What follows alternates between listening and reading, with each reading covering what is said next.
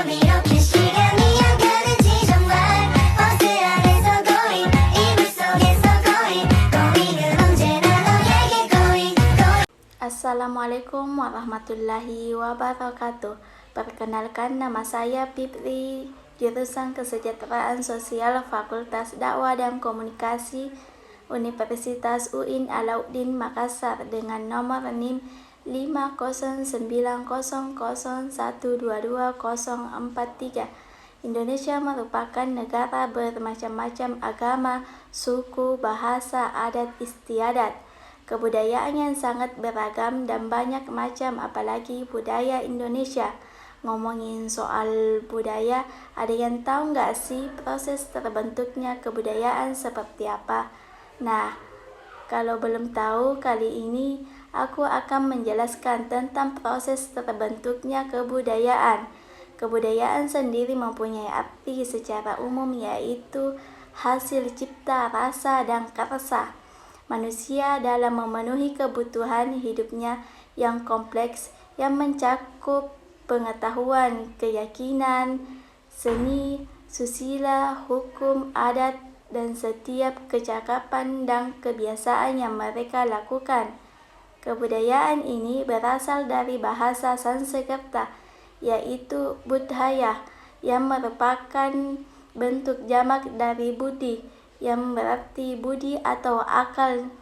Dalam hal ini, kebudayaan dapat diartikan sebagai hal-hal yang bersangkutan dengan budi atau akal. Kebudayaan adalah segala sesuatu yang dilakukan dan dihasilkan oleh manusia, dibagi menjadi dua. Yang pertama, kebudayaan material bersifat jasmania yang meliputi benda-benda ciptaan manusia, misalnya kendaraan, alat rumah tangga, dan lain sebagainya.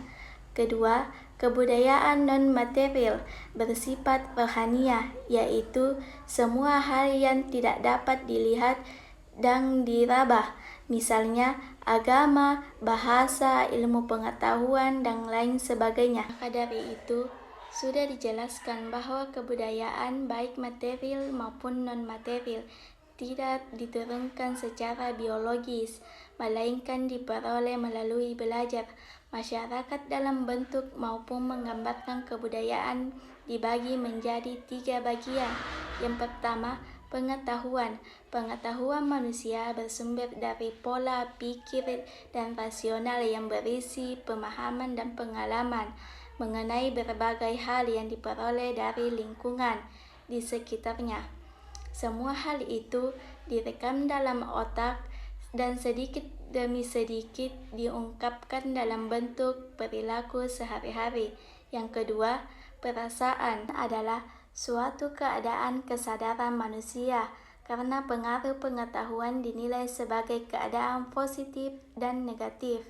Perasaan antara orang yang satu dengan orang yang lain tidaklah sama. Yang ketiga, dorongan naluri.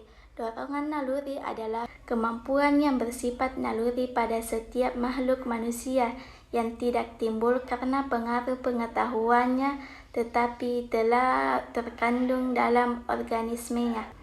Pada dasar saat manusia diciptakan, manusia telah dilengkapi dengan 4 fitra atau dorongan yang menjadi potensi pengembangan budaya. Yang pertama, dorongan naluri atau hidayah fitriyah. Sejak lahir, manusia sudah menampakkan gejala-gejala bahwa dia adalah makhluk yang berbeda. Antara lain, terlihat ketika lapar dan haus, ia mengeluarkan tangisan, dan pada saat disusui oleh ibunya, dia dapat menghisap air susu tersebut tanpa ada yang mengajarinya. Gejala yang disebut juga dengan insting inilah yang mendasari pembentukan budaya meskipun dalam bentuk terima. Potensi yang dimiliki manusia secara natural ini juga dimiliki oleh binatang dan tumbuhan. Yang kedua, dorongan inderawi atau hidayah hissiyah. Selain naluri, manusia juga diberi kemampuan menerima rangsangan dari luar seperti panas dan dingin, bayi-bayian, pemandangan yang indah, bau-bauan manis dan asin dengan perantara panca indera, yaitu alat peraba, pendengar, penciuman, penglihatan, dan perasa. Berbagai budaya yang bentuk bunyi-bunyian, pemandangan yang indah, peralatan, dan sebagainya adalah hasil dari tiruan manusia dari apa yang ditangkap oleh panca inderanya. Dengan potensi ini, manusia dapat menjaga kelangsungan hidupnya, melindungi dari budaya yang mengancam, memenuhi kebutuhan hidupnya seperti makan, minum, dan memenuhi kepuasan dirinya. Di samping itu, potensi ini juga terdapat pada binatang tapi tidak pada tumbuhan. Yang ketiga, dorongan akal atau hidayah akliyah. Gejala-gejala lahir yang ditangkap oleh panca indera kadang-kadang menyimpan dari realitas yang sebenarnya, seperti halnya jalan karena api yang sebenarnya sejajar, tapi jarak tertentu terlihat bertemu di satu titik, dan tongkat yang sebenarnya lurus apabila dicelupkan ke dalam air tampak 18 membengkok. Penyimpanan seperti itu tentu harus terkontrol dengan kemampuan akal agar gejala-gejala yang sebenarnya dapat diketahui dengan kemampuan potensi berpikir daya khayalnya. Manusia mampu melakukan apresiasi dan menyalurkan apresiasi itu melalui cipta, rasa, dan karsa. Dengan kemampuan ini, manusia mampu membuat alat-alat yang berguna, memperoleh keperluan hidupnya dari hal yang sederhana sampai yang kecanggih. Dalam hal ini, orang Barat juga disebut sebagai the tool-making animal atau makhluk membuat alat. Makin tinggi daya kreasi manusia, makin canggih pula bentuk kreasi budaya-budaya materialnya. Yang keempat, dorongan religi atau hidayah diniyah.